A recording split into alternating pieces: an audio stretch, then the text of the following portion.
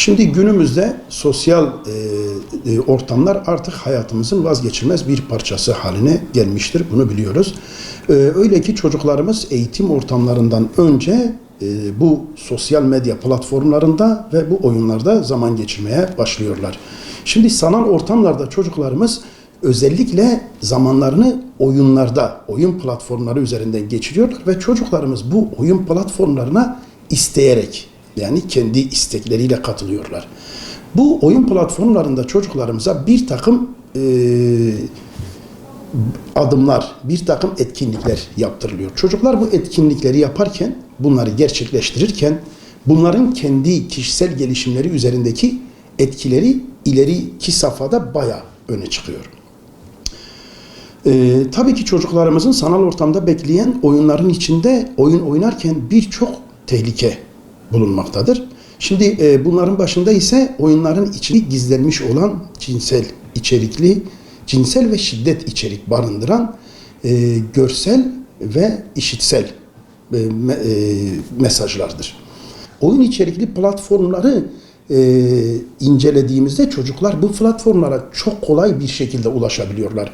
Ve bu platformların tamamında, bakın oran olarak net söylüyorum, bir kısmında değil bakın. Tamamında cinsel içeriğe sahip unsurlar kesinlikle yapılan araştırmalarda tespit edilmiştir. Hani normal şartlarda bir araştırma yapılır, hani oran belirtiriz. İşte yüzde şu kadar, yüzde bu kadar diye. Şu anki oyun platformlarının bakın net bir şekilde söylüyorum, tamamında cinsel içerikli unsurların içinde barındırdığını görmekteyiz.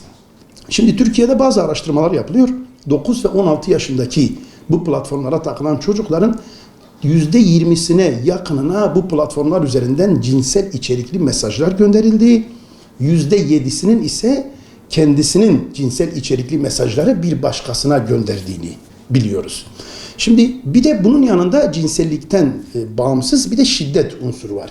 Şimdi çocuklar şiddet içerikli oyunlarla zaman geçirdikleri zaman onların saldırgan davranışlar geliştirdiklerini, işte bağımlılık gibi kötü yollara, kötü alışkanlıklara yöneldiklerini, sosyal olarak izole olduklarını, hani artık o sosyal etkileşimi, iletişimi kaybettiklerini görüyoruz. Şiddetinde oyun platformlarında böyle bir dezavantajı var.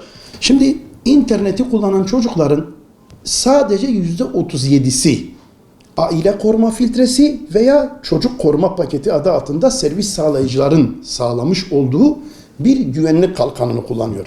Geriye kalan çocukların ve gençlerin neredeyse tamamı, yani özel bir yazılım kullanmadığı bilinmekte ve bunlar hiçbir bilgisayar ve internet bilgisine sahip olmadan interneti bütün riskleriyle, aklınıza gelebilecek tüm riskleriyle kullanmakta, bu şekilde dolaşmaktadır. Şimdi bu platformlar çocuklara şiddete ve ahlaksızlığa karşı davranışlarında bir duyarsızlık geliştiriyor. Şimdi platform öyle bir ortam hazırlamış ki size, içinde şiddet var ve içinde cinsellik temasıyla dolu bir ortam var. Çocuklar bu ortamda o kadar çok zaman geçiriyorlar ki dış dünyaya, gerçek dünyaya döndüklerinde artık o cinsellik kavramını oyunlardan kaynaklı olarak tamamen kaybetmiş oluyorlar. Yani çocuklar artık dışarıdaki nasıl söyleyeyim, tamamen gayri ahlaki bir duruma dahi tepkisiz kalabiliyorlar. Oyunlar üzerinden maalesef bunu gençlerimize ve çocuklarımıza çok iyi entegre ediyorlar ve çocuklarımız biz bu değeri maalesef kaybetmiş durumdayız. Bir de şiddet olayı var. Son dönemde özellikle haber kanallarında çocukların herhangi bir şiddete bağlı oyundan etkilenip onun karakteri rolüne girip onunla ilgili argümanlarla, silahlarla mesela yola çıkıp sağdan soldan böyle insanlara zarar verme, yani oradaki hayatı gerçek hayata yansıtma gibi şiddetten kaynaklı da problemlerin olduğunu görüyoruz.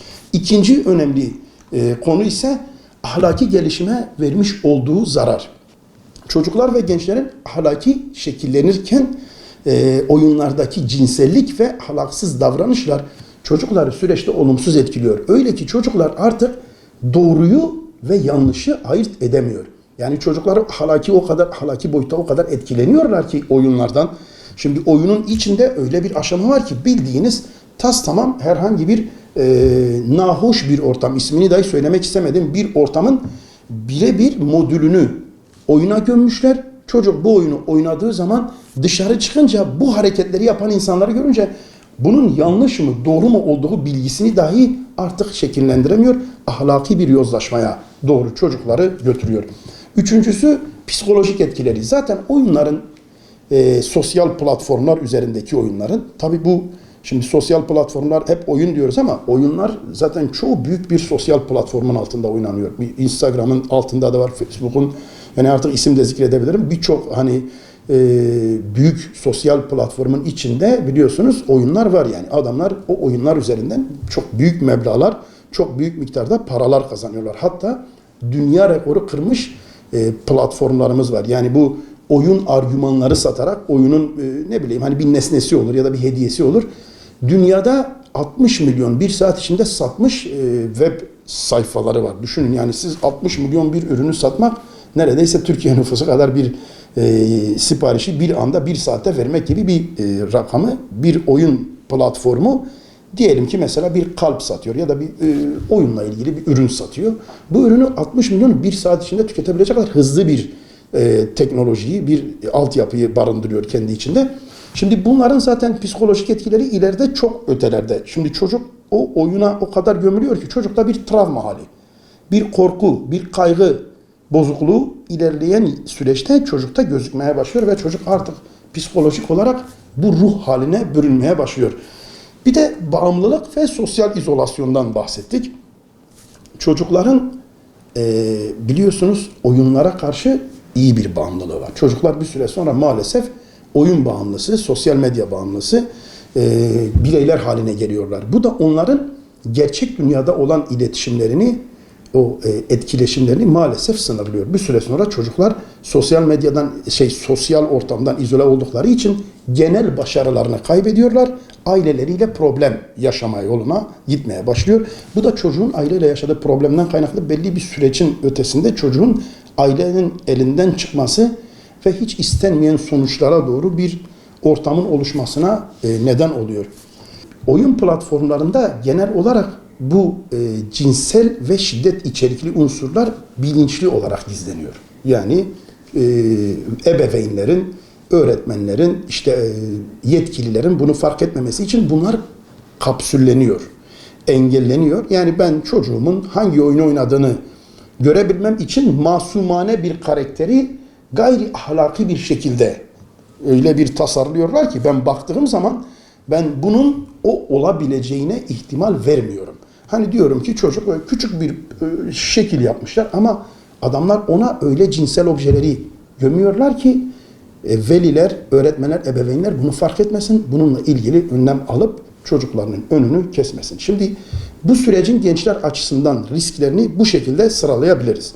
Şeye gelince bu risklerin hani yetkili kişiler tarafından nasıl engelleneceği boyutuna gelelim. Şimdi devletler boyutunda ve yetkililer boyutunda düşündüğümüz zaman düzenleyici denetimler ve bununla ilgili mekanizmaları aktif hale getirmek. Devletler oyunların içeriklerinin yasalar tarafından belirlenmesi, bunu denetleyen mekanizmaları yapmakla yükümlüdürler. Mesela tasarlanan bir oyunun hangi yaş grubuna, hangi kitleye uygun olup olmadığını denetleyen aktif bir mekanizmanın olması gerekiyor. 8 Ağustos 2024 tarihiydi, çok iyi hatırlıyorum. Türkiye en büyük oyun platformu olan 20 milyon kullanıcılı Roblox'un kapatıldığı bir sabaha uyandı. Bunu niye engellediler? Velinin biri, ebeveynin birinin Adana Ağır Ceza Yerel Mahkemesi'nde yapmış olduğu başvurunun incelenmesi ve yapılan araştırmalar neticesinde hakikaten 15-20 milyon gibi bir kullanıcıya sahip bir platformun kendi içinde ciddi şekilde çocuk istismarına, çocukların yozlaştırılmasına, gayri ahlaki ortamların tasarlanarak çocukların bunun içine müdahil edilmesinden kaynaklı bir mağduriyet olduğunu BTK yapılan bu şikayetten sonra ortaya çıkardı ve mahkemenin kararı neticesinde engelledi bakın. Henüz okuma yazma dahi bilmeyen 2-3 yaşlarında çocuğun eline bizzat velinin telefonu verip yeter ki sussun, girsin şurada oyun oynasın, girsin burada video izlesin dediğini ama o videoda o oynadığı oyundaki içeriğe kesinlikle bakmadığını, hiçbir şekilde içerik hakkında bilgi sahibi olmadığını buradan size net teyit edebilirim. Devletin ilk önce veliyi bilgilendirmesi gerekiyor. Devletin belli kurumlarda, belli eğitim kurumlarında veliyi belli eğitimlere alıp maalesef artık çağımız teknoloji çağı ve bu çocuklar bizim çocuklarımız ve bu çocuklar teknolojiyle büyüyorlar.